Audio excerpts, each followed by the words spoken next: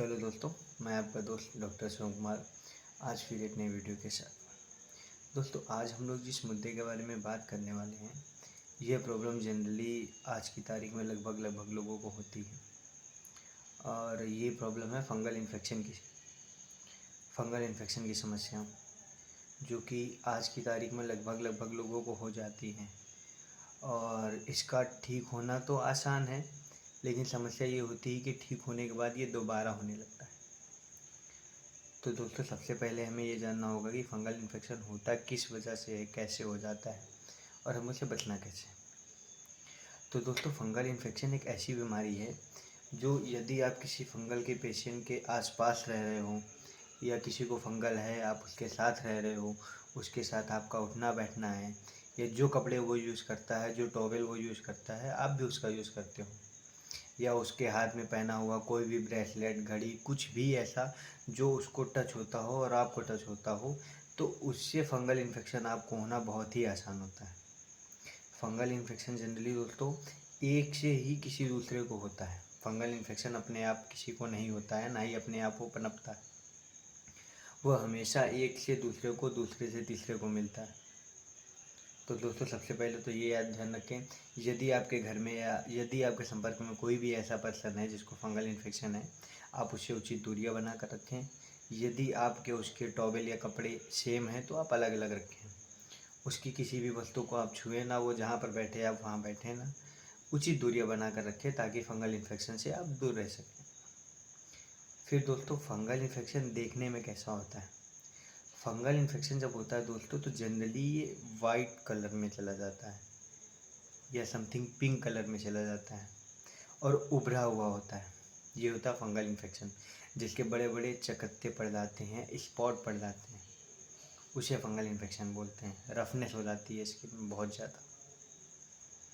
तो दोस्तों, ऐसे फंगल इन्फेक्शन के अगर हम समाधान की बात करें, तो हम दोस्तों जनरली क्या करते हैं कि मेडिकल स्टोर से कोई भी ट्यूब या कोई भी ऑइंटमेंट ले लेते हैं कि हमें आप कोई ट्यूब दे दो या ऐसा कुछ भी। तो जनरली मेडिकल स्टोर वाले जो हमें ट्यूब देते हैं या जो हमें ऑइंटमेंट देते हैं वो स्टेरॉइड के होते हैं। स्टेरॉइड क्या करता है दोस्तों, स्टेरॉइड फंगल इन्फेक्शन को बहुत जल्दी कवर करता है, तुरंत कवर करता है। लेकिन वो क्या करता है कि फंगल इन्फेक्शन की जो समस्या है वो उसको दबा देता है स्किन में, जो कि 10 से 15 दिन तक तो दब जाता है। लेकिन एक फंगल इन्फेक्शन को दोबारा ग्रो करने के लिए कम से कम 2 हफ्ते चाहिए होते हैं, और 2 हफ्ते बाद वो फिर से हो जाता है। तो दोस्तों, सबसे पहले तो ये ध्यान रखें, अगर आपको फंगल इन्फेक्शन है तो आपको किसी भी तरह की कोई भी स्टेरॉइड की क्रीम नहीं यूज़ करनी है, जिसमें क्लोबेटासोल हो या जिसमें बेक्लोमेथासोन हो, बीटामेथासोन हो। इन सब का विशेष ध्यान रखें कि ऐसी कोई भी ऑइंटमेंट, कोई भी ट्यूब जिसमें स्टेरॉइड हो, उन ट्यूब का यूज़ ना करें या कम करें, क्योंकि ऐसे ट्यूब फंगल इन्फेक्शन को रोकते तो हैं लेकिन 2 हफ्ते बाद फिर से होने लगता है। तो दोस्तों, अगर हम फंगल इन्फेक्शन की ट्रीटमेंट की बात करें तो सबसे पहले हमें क्या करना है, इट्राकोनाजोल 100 mg का कैप्सूल सुबह शाम लेना है, करीबन 2 हफ्ते तक लगातार। यदि आप इट्राकोनाजोल ले चुके हैं तो आप उसकी जगह पर ग्राइसोफुल्विन 250 mg की टैबलेट ले सकते हैं सुबह शाम, कम से कम 2 हफ्ते तक। या तो आपको इट्राकोनाजोल लेना है 100 mg, या तो ग्राइसोफुल्विन की टैबलेट लेनी है सुबह शाम 250 mg की। दूसरी दवा दोस्तों होगी हमारी टर्बिनाफिन 250 mg की टैबलेट। निर्भर करता है, 250 की जगह 500 mg भी हो सकता है, लेकिन वह निर्भर करता है मरीज पर। तो हम जनरली 250 mg की बात करेंगे, और टर्बिनाफिन की टैबलेट हमें 250 mg दिन में एक बार लेनी है। इसके बाद तीसरी दवा हमें दोस्तों लेनी है लिवोसेट्रिजिन की टैबलेट।